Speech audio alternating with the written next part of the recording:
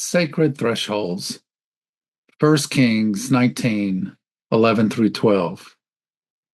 God said to Elijah, "Go out and stand on the mountain before the Lord, for the Lord is about to pass by." Now there was a great wind, so strong that it was splitting mountains and breaking rocks in pieces before the Lord. But the Lord was not in the wind. And after the wind, an earthquake. But the Lord was not in the earthquake. And after the earthquake, a fire. But the Lord was not in the fire. And after the fire, a sound of sheer silence. Luke 24:13 through 16, 30 through 31, and 34 through 35. Now on that same day, two of them were going to a village called Emmaus, about 7 miles from Jerusalem, and talking with each other about all these things that had happened. While they were talking and discussing, Jesus himself came near and went with them, but their eyes were kept from recognizing him. When Jesus was at the table with them, he took bread, blessed and broke it, and gave it to them. Then their eyes were opened and they recognized him, and he vanished from their sight. They were saying, "The Lord has risen indeed, and he has appeared to Simon." Then they told what had happened on the road and how Jesus had been made known to them in the breaking of the bread. There are moments when the noise fades and something ancient stirs, waiting to be heard. Elijah knew it on the mountain, not in the wind or the fire, but in the stillness that followed. It was there, on an ancient Emmaus road, when bread was shared and suddenly, hearts wildly beating and a liberated soul. The sacred lingers as mystery, and forgiveness, like a whisper, invites us to listen, if only we are broken open enough to hear. It began with an email with someone I had heard of but had never met. Yvette emailed me asking if I'd help her launch a new certificate in conflict transformation and reconciliation through Duke Divinity's Center for Reconciliation. I had way too much on my plate: a new bishop, anti-racism efforts gaining traction, disaster ministry reports to finish, staff restructuring, and more. But I'd heard Yvette was a great person, and the work sounded meaningful, so I agreed to a quick call. What I thought would be a 15-minute chat turned into an hour and a half. A week later, Ernesto, the director of Race Equity and Justice Ministries, also joined us on another call. The program would focus heavily in my county, but draw participants from across the state and beyond. It was exactly the kind of work I believed in, though I had no time for it. So naturally, I said yes. 2 weeks later, we pitched the idea to the district superintendent, a longtime friend with a sharp theological mind.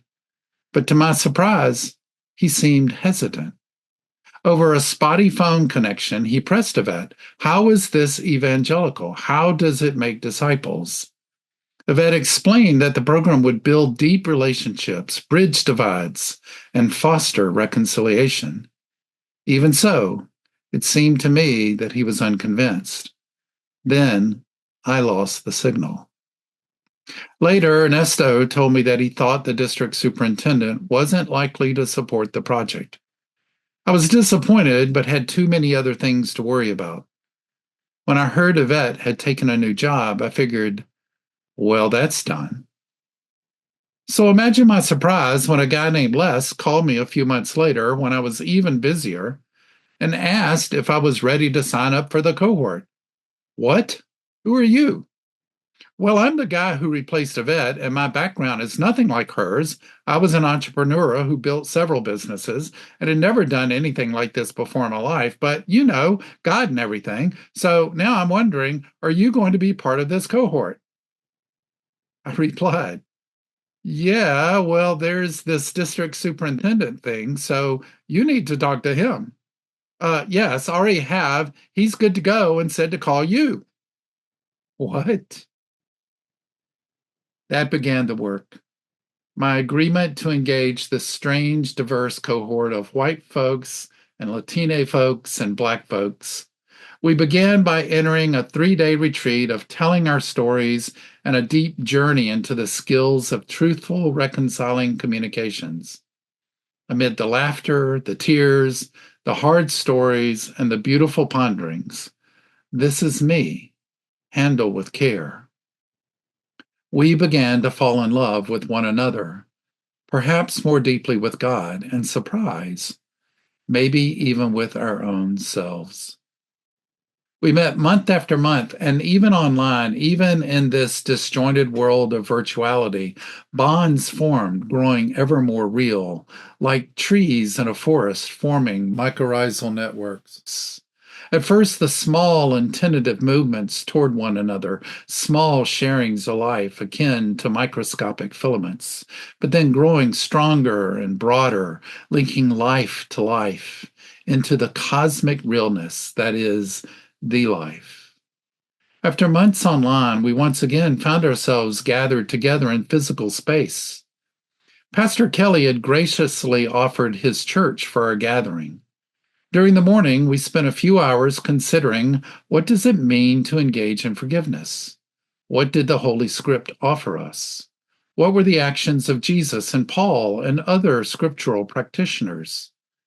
We further reflected on the early church leaders and later theologians, including those in our contemporary world. It was a deep dive into this life forming action of liberation. At the end of the session, our leader, Dr. Nina Balmaceda, said, "This afternoon, we will gather in the sanctuary. I would like for each person to share with the group. Where have you forgiven someone? Where have you been forgiven? Or where have you been unable to forgive? If you aren't able to share that, then share a story of forgiveness of which you are familiar. I know this can be difficult, but I really encourage everyone to share." I suspect we might have offered a collective gulp, except over the months, the filaments had grown, mutuality and communal renderings one to another, like symbiosis, like breathing and being offered breath, like sharing a heartbeat. It was a knowing. I feel my heart beating in my chest, and yet I know it beats for you as well. And while some might have felt some internal anxiety, there was no panic. We were held by one another. My life, in your life, in the life. The sharings began, one story flowing into the next, pain and tears and laughter and movement, sometimes in liberation, sometimes in brokenness, and all of it in the depths of sacred being. We could feel it. The blowing of the Spirit growing ever more noticeable, growing ever more prevalent, growing almost like a tempest, wild and unfettered. And then finally, it seemed we had finished. We were exhausted, overwhelmed, oversaddened, overjoyed, over and over and over. Nina asked, "Has everyone shared?" A quiet voice from the back. "No, I haven't." Slowly, encouraged by all, feet moving to stand before us, their voice began haltingly, quietly, of pride and anger and loss and betrayal and death. Finality. It ended in deep sobs and tears and the cry of agonizing regret. Several went forward, extending their arms, gently holding, softly praying, life in life, in the life. The bells of the church began to toll, beautiful, deep, mournful, a sound of hope washing over us all. Forgiven. I was sitting beside Pastor Kelly, his head jerked up, and the blood ran from his face. He looked at me, eyes wide, mouth agape, stunned, in a forced and desperate whisper, "Those bells don't ring." What? Those bells don't ring. They don't ring. They haven't rung in 5 years. We don't have the money to fix them. Now louder so that everyone could hear. They don't ring. He jumped from his seat, made his way quickly across the sanctuary. He stared into the control panel, bewildered, looking upon the impossible. Those bells don't ring. He slowly walked back over. He stood before us. All of us sat in stunned silence.